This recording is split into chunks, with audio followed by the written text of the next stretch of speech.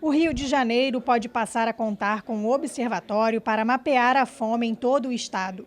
Durante a sessão desta quinta-feira, os parlamentares analisaram em segunda discussão o projeto da deputada Renata Souza, que pede a criação do Observatório Betinho. O objetivo é ter um instrumento que sirva de base para o enfrentamento à fome por meio de coleta, armazenamento, análise e produção de dados e informações sobre o tema, como, por exemplo, com a publicação anual de um relatório sobre a situação da fome no estado, com sugestões de políticas públicas. O Observatório da Fome vai poder se articular com agências públicas dos 3 poderes, além de instituições de ensino, de pesquisa e da sociedade civil, para que os dados sejam encaminhados e concentrados no observatório. A proposta tem inspiração no trabalho realizado pelo sociólogo Herbert de Souza, o Betinho, que se tornou um símbolo no Brasil ao liderar a ação da cidadania contra a fome e a miséria. O projeto recebeu 2 emendas e retornou às comissões. Hoje, a gente tem no Rio de Janeiro 10% dos famintos do Brasil. Isso não é um detalhe, isso demonstra que as políticas públicas para combate à fome estão falhando. Então, nada mais importante do que criar a possibilidade e a oportunidade de que esse observatório mapeie a fome e subsídio as políticas públicas. Já o deputado Júlio Rocha apresentou proposta para atualizar a lei que garante às pessoas com transtornos mentais o direito de estarem acompanhadas de seus cães de suporte emocional em locais de uso coletivo nos meios de transporte público e dentro de estabelecimentos comerciais. O novo texto determina a inclusão de animais domésticos como suporte emocional, amplia a validade dos atestados médicos que comprovam e aconselham esse tipo de apoio, passando de 6 meses para 1 ano, e acrescenta a previsão de que nos casos de autistas e pessoas com deficiência de caráter irreversível, que esses atestados tenham validade indeterminada. O texto também regulamenta as medidas para a correta identificação dos animais e proíbe que estabelecimentos comerciais realizem cobranças extras pela entrada ou permanência dos mesmos.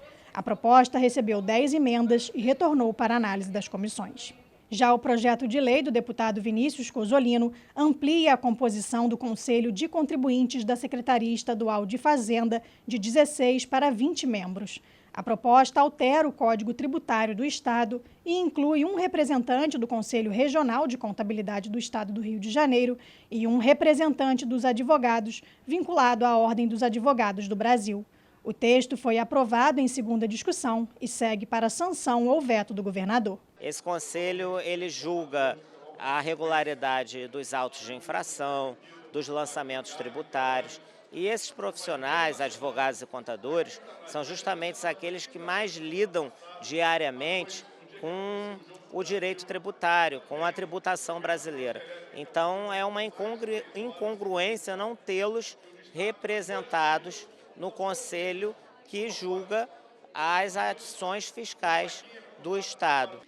As unidades de saúde públicas e privadas do Estado podem ter que exibir cartazes que informem sobre a existência do Estatuto das Pessoas com Doenças Crônicas, Raras e Complexas. Esses cartazes devem informar que essas pessoas têm direito ao atendimento prioritário, também tratamento, diagnóstico precoce, medicamentos, além de outras informações. Quem descumprir a medida poderá ser multado. A proposta do deputado Munir Neto foi aprovada em primeira discussão e agora segue para análise do governador. Nós precisamos dar vez e voz à pessoa com doenças raras e fazer que os seus direitos sejam cumpridos. Então, eu acho que um projeto de lei como esse, aonde vai ter cartazes mostrando que eles são prioridades e falando do nosso estatuto, mais uma vez repito, o Estado do Rio de Janeiro é o único estado do Brasil que existe esse estatuto. Isso não tenho dúvida que vai melhorar a qualidade de vida deles. Em primeira discussão, foi votado o projeto da deputada Tia Ju, que regulamenta a atuação de capelães em situações de desastres e grandes catástrofes no estado do Rio. Segundo o texto, o capelão em desastres deve prestar assistência espiritual e religiosa para todo tipo de crença no acolhimento às vítimas, a fim de oferecer suporte emocional para todos os que necessitam. A norma determina que o capelão seja capacitado pela Escola de Defesa Civil e devidamente cadastrado na rede de capelães do órgão. A proposta aprovada ainda retorna ao plenário para uma nova discussão.